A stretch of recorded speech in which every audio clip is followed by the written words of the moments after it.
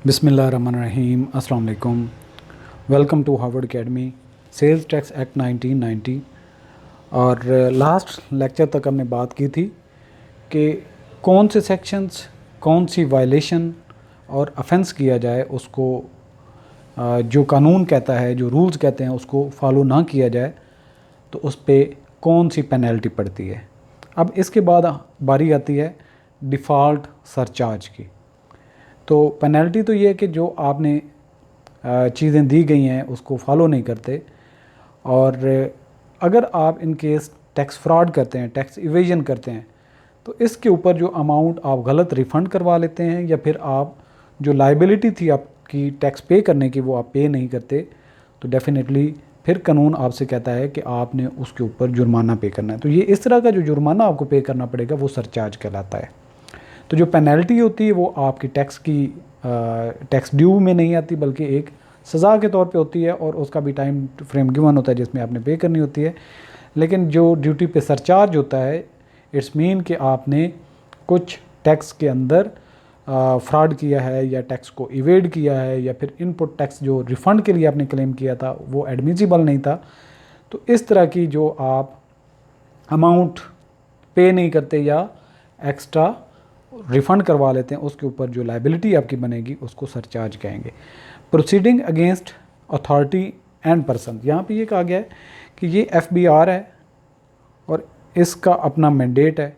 यहाँ पे डेफिनेटली इसके अंदर बहुत सारे वर्कर्स होते हैं, कामकार होते हैं जिनके पास पावर्स भी होती हैं, और वो भी लायबल होते हैं कि वो अपनी पावर्स को जस्टिफाइड तरीके से फेयरली यूज़ करें। ठीक है, ये नहीं है कि अनफेयरली कोई यूज़ करे उन पावर्स को। मिस यूज़ ऑफ पावर पे भी किसी को अकाउंटेबल किया जा सकता है अगर वो किसी को अनजस्टिफाइड फेवर करे या फिर रूल्स को वायलेट करते हुए अपने ऑफिशियल्स का फ़ायदा करने के लिए गवर्नमेंट का नुकसान करे, यानी कि जो टैक्स की अमाउंट ड्यू बनती थी उसको छोड़ दे।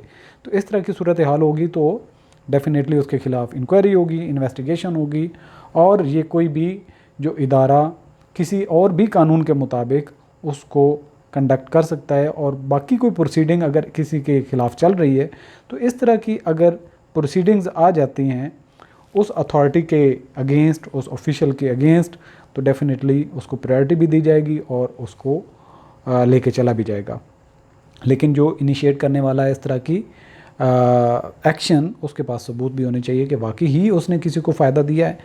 Proceedings shall be initiated as per rules prescribed by the FBR against the authority or person who willfully and deliberately commits or omits, यानी कि या तो वो ऐसा काम करता है या फिर किसी रूल को ओमिट कर देता है, an act which results in personal benefit, और इस तरह की उसकी एक्टिविटी से किसी का इंडिविजुअली बेनिफिट हो जाता है। यानी कि फ़र्ज़ किया एक इंडिविजुअल को 5 लाख टैक्स पे करना था और वो कोई ऐसी ऑफिसर या अथॉरिटी एक्टिविटी करती है या कोई रूल को वायलेट करती है और उसकी ये लाइबिलिटी अब उसको 1 लाख टैक्स पे करना पड़ जाता है, डेफिनेटली 4 लाख का उसको बेनिफिट हो गया। तो ये जो है तरीक़ाकार, इससे क्या हुआ, 4 लाख किसको लॉस हुआ, स्टेट को, गवर्नमेंट को नुकसान हो गया। And undue advantage to the authority और द ऑफिशियल और एनी अदर पर्सन, यानी कि वो किसी अथॉरिटी को भी, वो खुद सर्विंग भी हो सकता है या फिर इसके अलावा कोई लोअर स्टाफ में ऑफिशियल भी हो सकता है जिसको वो फ़ायदा पहुंचाया जाए, या कोई और भी इसी तरीके से प्राइवेट ऑर्गेनाइजेशन हो सकती है जिसको फ़ायदा पहुंचाया जाए। Where proceedings have been initiated the FBR shall simultaneously intimate the relevant government agency to initiate criminal proceedings against that person. अगर इस तरह की एक्टिविटी एफबीआर की नज़र में कोई आ जाती है तो रेलिवेंट जो इन्वेस्टिगेशन एजेंसी एफआईए भी हो सकती है, एफबीआर का कोई फर्दर इदारा हो सकता है या नैब का इदारा हो सकता है, तो उसको केस फॉरवर्ड किया जाएगा कि इसके खिलाफ क्रिमिनल प्रोसीडिंग्स इनिशिएट की जाएँ। These proceedings shall be over and above any other proceedings. अगर कोई और भी उसके खिलाफ प्रोसीडिंग चल रही है तो उसको सेट असाइड करें, इसको पहले प्रायोरिटी दें, which may be initiated under any other law. अब आ जाता है डिफ़ॉल्ट सरचार्ज। यहाँ पे डिफ़ॉल्ट सरचार्ज के बारे में मैंने आपको पहले बता दिया है कि डिफ़ॉल्ट सरचार्ज ये होता है कि जानबूझ के आप टैक्स नहीं पे करते। जो टैक्स आपका बनता था, 5 लाख बनता था, आपने 1 लाख पे किया, या आपने उसकी कैलकुलेशन में गलती कर ली जानबूझ के, और या फिर आपका जो इनपुट टैक्स बनता था वो 2 लाख बनता था, आपने 5 लाख उसके कर लिया क्लेम, तो इस तरह की जो एक्टिविटीज़ होंगी जिस पे आप टैक्स को अवॉइड करते हैं या रिफ़ंड क्लेम करते हैं या फ़ायदा ले लेते हैं गवर्नमेंट से, तो इस तरह की अमाउंट के ऊपर आपको एक्स्ट्रा जुर्माना पे करना पड़ता है, सरचार्ज करना पड़ता है पे। और ये जो डिफ़ॉल्ट सरचार्ज होगा ये उस इंडिविजुअल की लाइबिलिटी बन जाती है, लेकिन ये पेनल्टी से मुख्तलिफ होता है। और वो कौन कौन से जो सिचुएशंस होती हैं, वजूहात होती हैं जिस पे डिफ़ॉल्ट सरचार्ज पे करना है, वो भी हम देखते हैं। Default surcharge is amount payable over and above the original amount of tax. Tax की अमाउंट बनती थी 2 लाख, अब उसको जुर्माने के तौर पे 2,50,000 पे करना पड़ जाता है। तो ये जो ऊपर एक्स्ट्रा 50,000 होगा, ये क्या होगा? Default surcharge. और ये नॉर्मल लाइबिलिटी से बढ़ के होता है, यानी कि जो टैक्स की अमाउंट बनती थी उससे अलग से पे करना। If there is a default due to any reason, कि किसी ने गलती की जानबूझ के, और वो कोई भी वजह हो सकती है, in payment of actual amount of total tax by the due date, यानी कि ड्यू डेट तक उसकी जो लाइबिलिटी बनती थी इसके अलावा उसको पे करना पड़ेगा, और वो वायलेशन किसी भी वजह से हो सकती है। It is in addition to the penalties, fines and imprisonment imposed on the default surcharge under the Sales Tax Act. Default surcharge may be imposed under any of the following cases. ये default surcharge जो है normal tax, इसके अलावा penalties हैं या fine है या imprisonment है, इनके अलावा से होता है। तो ये क्यों लगाया जा सकता है? नंबर 1 क्या वजह हो सकती है? Non payment of the tax due और पार्ट देयर ऑफ, यानी कि 2 लाख टैक्स बनता था, उसकी लाइबिलिटी, अब उसने 1 लाख पे किया, या फिर पे ही नहीं किया, 0 पे किया, यानी कि दोनों सिचुएशंस हो सकती हैं। या फिर ये कहा गया कि आपने ऑनलाइन ये फ़लाँ डेट तक ये टैक्स पे करना है, जो मैनर बताया गया तरीक़ाकार, आप उसको वायलेट करते हैं। डिफ़ॉल्ट में भी विलफुली और अदरफाई, यानी कि वो जानबूझ के भी डिफ़ॉल्ट किया जा सकता है या लैक ऑफ नॉलेज की वजह से भी हो सकता है। दूसरी वजह क्या हो सकती है डिफ़ॉल्ट सरचार्ज जहाँ पे लागू होगा? क्लेमिंग अ टैक्स क्रेडिट, आप टैक्स का क्रेडिट मांग रहे हैं या रिफ़ंड की अमाउंट कह रहे हैं, making an adjustment which is not admissible, वो अलाउड ही नहीं थी जो आप रिफ़ंड करवा रहे हैं amount.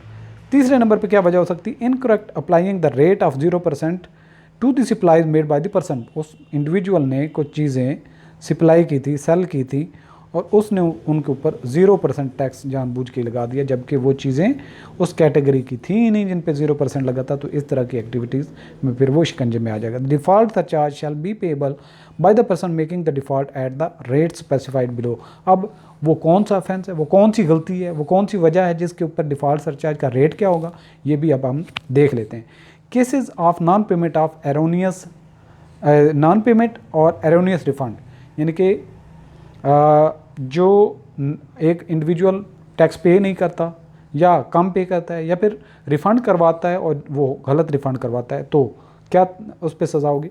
Where a person fails to make payment of tax और क्लेम्स एन एरोनियस रिफ़ंड, दोनों चीज़ें हैं, यानी टैक्स या तो पे नहीं करता या क्लेम करता है एरोनियस रिफ़ंड, और एन एडमिसिबल टैक्स क्रेडिट, और वो क्रेडिट टैक्स का ले लेता है जो उसको एक्चुअली अथराइज्ड था ही नहीं। फिर ही शैल बी लायबल टू पे default surcharge at the rate of 12% per annum. तो जितनी भी अमाउंट 1 लाख की बनती है, 2 लाख की बनती है, जितनी भी होगी पर एनम के हिसाब से 12% उस पर डिफ़ॉल्ट सरचार्ज कैलकुलेशन के बाद पे करना होगा of the amount of the tax not paid और द अमाउंट एरोनियसली रिफंडेड। यानी कि फ़र्ज़ किया 10 लाख उसने पे करना था, पे नहीं किया, उस पर 12% एक्स्ट्रा ड्यूटी या सरचार्ज आ जाएगा, या उसने 5 लाख रिफ़ंड करवा लिया जो कि एक्चुअली अथराइज नहीं था, तो ये भी 12% इस पर जुर्माना लग जाएगा। डिफ़ॉल्ट सरचार्ज की मद में इसको कैलकुलेट किया जाएगा। अच्छा यहाँ पे एक पॉइंट पी एंड पे देख लेते हैं। ये पॉइंट है केसेस ऑफ टैक्स फ्रॉड। अब अगर कोई टैक्स फ्रॉड करता है तो क्या टैक्स फ्रॉड होगा कैसे, और उसके ऊपर क्या लाइबिलिटी है सरचार्ज की मद में? Where a person has committed a tax fraud, he shall be liable to pay a default surcharge at the rate of 2% per month.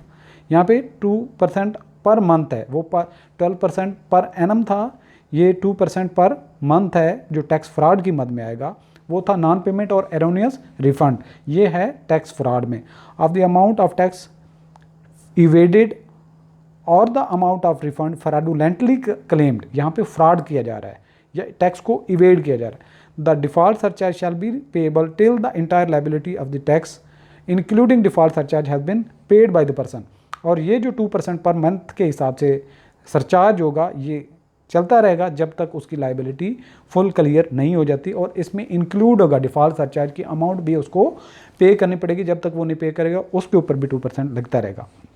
अब इस चीज़ को समझने के लिए कुछ नोट्स को हमें देखना होगा। Number 1, for the purpose of computation of default surcharge the amount of penalty shall not be included in the amount of tax due.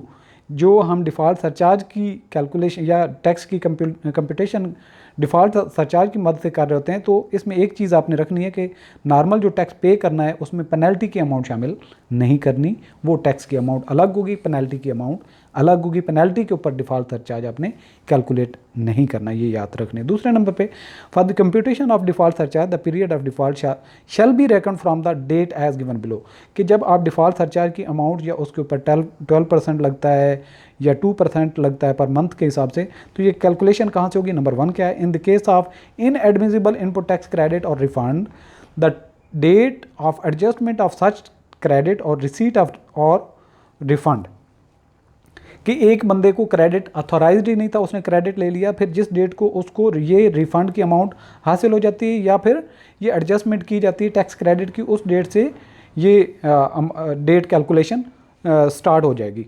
जिस डेट को अमाउंट, लेट्स सपोज हम कहते हैं जी आज तारीख है 14 अक्टूबर, तो 14 अक्टूबर को अमाउंट मिली तो इस, और वो अथराइज्ड नहीं थी, तो इसी डेट से शुरू हो जाएगा उसके ऊपर जो डिफ़ॉल्ट सरचार्ज है।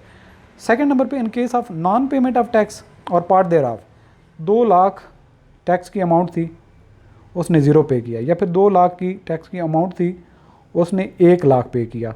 अब पहली सिचुएशन में 1 लाख को अवॉइड, 2 लाख को अवॉइड कर रहा है, दूसरी सिचुएशन में 1 लाख को अवॉइड कर रहा है, क्योंकि यहाँ पे 0% पे कर रहा है या 0 अमाउंट पे कर रहा है, यहाँ पे 1 लाख पे कर रहा है, 1 लाख शॉर्ट पे कर रहा है। तो क्या होगा? In case of non payment of tax और part thereof the 16th day of the month following the due date till the date when tax is actually paid। अब 15 अक्टूबर पे हैं हम, यहाँ पे 15 को पहुँचे तो ये सितंबर की डेट पे करनी थी, लेकिन उसने नहीं पे की, तो 16 से शुरू हो जाएगा ये जो नॉन पेमेंट है या शार्ट पेमेंट जो उसने की, तो इसका डिफ़ॉल्ट सरचार्ज 16 अक्टूबर से शुरू हो जाएगा, जो सितंबर के महीने की उसने टैक्स को अवॉइड किया। तो